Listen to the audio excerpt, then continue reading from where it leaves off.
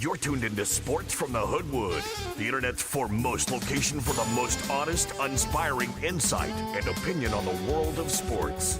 Now, once again, here's the man of the hour, After Hours. Your host, KJ Green. You are back in the Hoodwood once again. Thank you so much for joining me. I'm trying to keep this as live as possible. Well, in about 20 some odd minutes, the Cavs and the Warriors will be facing off for the fourth consecutive time. It's like the old Isley Brothers song, Here We Go Again.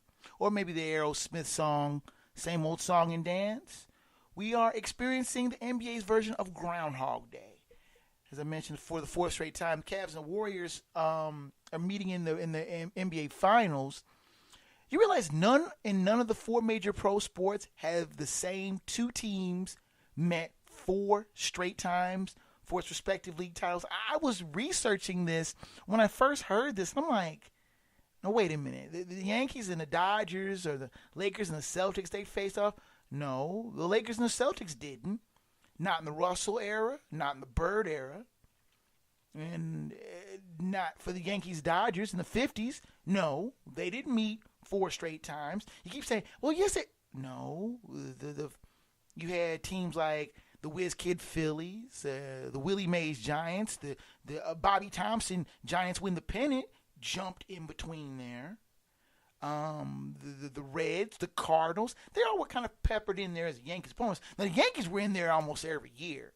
I mean, from 1947 to 64, they won 15 pennants in that era, and they were there every year mowing down one National League opponent after the other.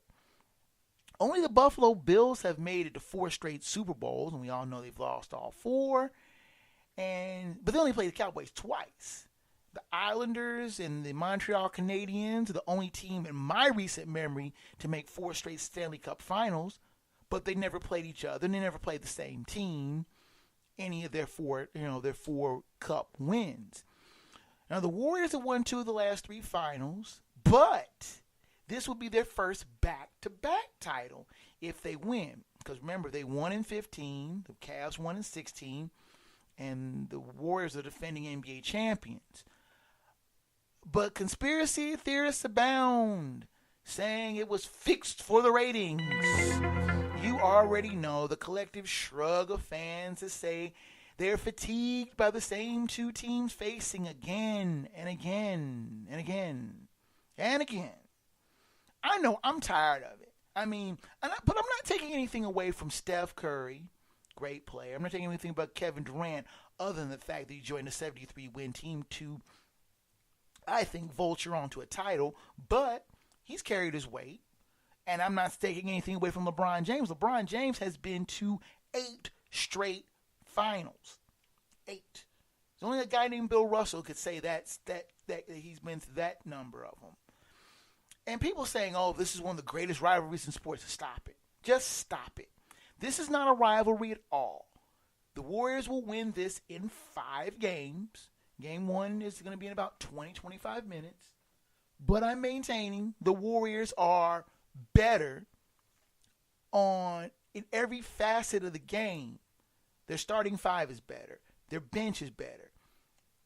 I dare even say that their coaching is better. I think that Steve Kerr is one of the more underrated coaches in the game, and like Tyronn Lue, was handed a great roster to work with. But unlike the Cavs, the Warriors have had basically the same cast of characters, the same usual suspects on their team, winning and winning and winning. They've won 4 straight Western Conference titles. They've won the NBA title twice. But tell me, how is one team kicking the other's ass on the regular a rivalry? Please tell me. Now, I'll give credit to LeBron James. He's done it all for the Cavs. He's dragged them kicking and screaming through 3 rounds. To be honest, they should have lost to the Pacers, but they didn't. I'm not even going to mention what happened to Toronto about finna get swept. I didn't say, it's like saying that. Toronto looked like a scared dog against the Cavs, and they got swept. But they had needed every ounce of LeBron James to get past the Celtics. A good young Celtics team that will push, and I think push past the Cavs. This may be the Cavs' last hurrah. Now, the Warriors cruised through the first 2 rounds, but then battled back from down 3-2 to make the finals. Both teams were benefactors of horrid shooting by the Celtics and Rockets, respectively, in their Game 7s, who shot a combined 14 of 83 from three-point range. Let me repeat that number, 14 of 83. I'm sorry, you shoot that horrid, you don't deserve to go nowhere but home. The Rockets missed 27 three-point shots in a row. 27! I'm 5'9", 5'10". I could hit at least one of 27. You missed 27 in a row, and it was a stretch from the middle of the second quarter to the middle of the fourth. The Dubs went on a 33-15 rip in the third quarter, and that was that. The Rockets looked beaten, and they kept chucking up three-pointers like they were going out of style. And it was painful to watch. Now, I kept saying the Celtics were living on borrowed time, that they're a group of talented youngsters, and I do stress the word youngsters. Jason Tatum, Jaylen Brown, Al Horford, they were going to run out of gas. And they did in Boston, and you just kind of expected it. I was hoping against hope that it was going to be Rockets Celtics. I called it. I was wrong. Wouldn't be the first time. Ain't going to be the last. But they're falling victim to the relentless attack of LeBron James, and they got eliminated.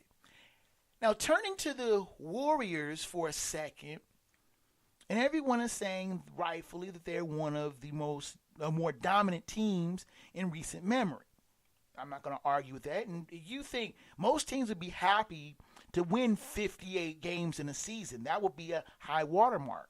Heck, for my beloved Timberwolves, that's their most wins they've ever had in a season. But that's a low for the last 4 years for the Dubs. And they're a good team, yes. But are they damn good or are they damn lucky? Now, I know Dub fans are already lining up. They're already lining up to blast me. They want my head for saying it. Yes, the Warriors are a good team.